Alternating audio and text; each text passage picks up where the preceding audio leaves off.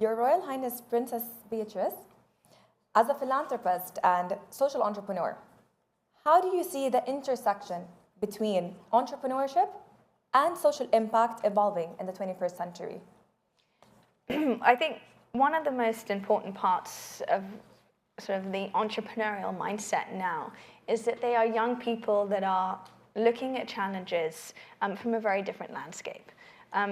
The way that we think about social impact, I think, historically has been quite separate to the way that businesses are now looking at the fact that the social agenda, doing things from a sustainable marketplace, doing things that are for the greater good of people, communities, for each other, is actually at the heart of everything that entrepreneurs are really looking for. So defining success has sort of grown in metrics. What I'm really excited about in terms of looking at entrepreneurial ecosystems is seeing that collaboration actually become a little bit more close together. We're seeing now the way that education shifting towards setting up young people to thrive. We're looking at how that's affecting businesses. So the whole conversation around the sort of the social contract between business, entrepreneur, government is sort of blending itself into this ecosystem. And what I'm seeing as somebody that's been working with a lot of entrepreneurs is that they're really excited to take on this challenge.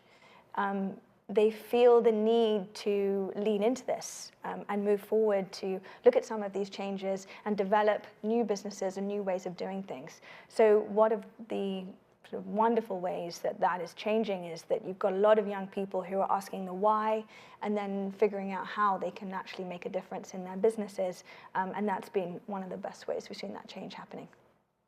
Amazing.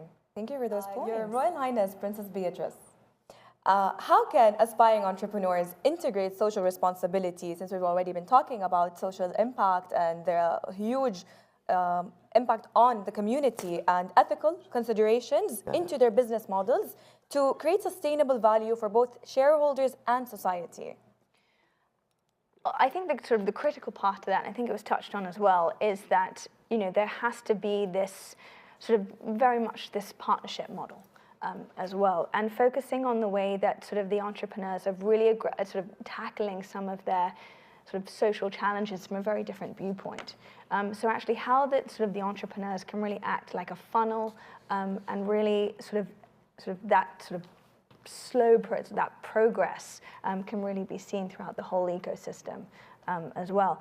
I think what's really interesting with some of these amazing entrepreneurs, and you've touched on some fantastic examples, is that they really are asking those big global questions and then trying to find local solutions. And I think that's really key to sort of that social sort of aspect, because so many, when I think about some of the opportunities, especially sort of for working mums and others, they're coming at this from such a different viewpoint.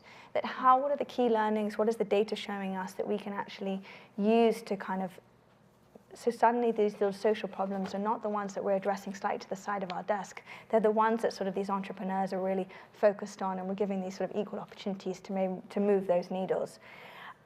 What I'm really excited about as well is that within this ecosystem we are seeing those opportunities for sort of that partnership between academia, entrepreneurs, business leaders, and I think it's a time for sort of some of the large corporates actually to wake up as well, to recognize that they have to look at that heart to actually address some of their sustainability questions as well, and what tools and toolkits that they could be putting into their businesses as well.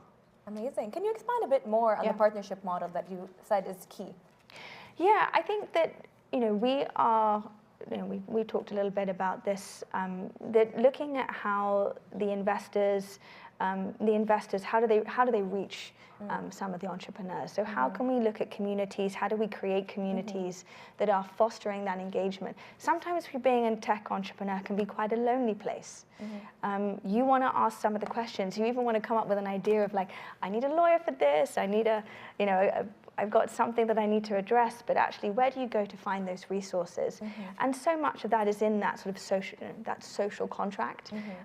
So when you are trying to sort of get into the heart and soul of a social issue, how can we use, so I mean, I've been very lucky to join the board of at the moment it's UK based, so we're looking at further expansions, but looking at how sort of builder communities really need each other to thrive.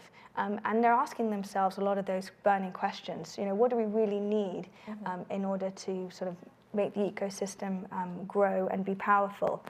And you know, a lot of that is addressing some of the environmental questions, but also supply chain as well. And I think technology and the data collection, what data is really showing us, can really kind of get into the nitty-gritty as well.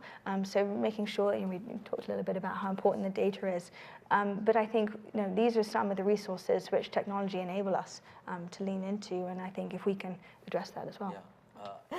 And before we take it to the audience, let's do a quick question for everyone.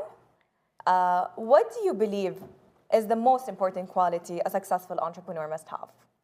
Starting with Maya, definitely. Yeah. It's by order or just Do you want to go? You go first. Don't worry. Don't worry. You go first, please. Okay. So, gives me a bit more time to think. Okay, good. So, I think the floor is yours. Thank you very much. I think so much has already been said, but I'm going to kind of sum it up in 3 words. I would say look for as much collaboration as you possibly can. Have as much curiosity as you possibly can. You touched on that. And then also bring about a huge amount of compassion.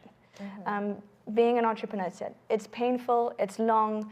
I think actually sort of compassion for what you're trying to achieve, especially if you're in the social entrepreneur space, being able to look at your own compassion for sort of humanity in this process, I think is also the critical path as well. No one wants to do this alone, so try and find as many people as you can to join up with. Wonderful qualities, Your Royal Highness. So I have 2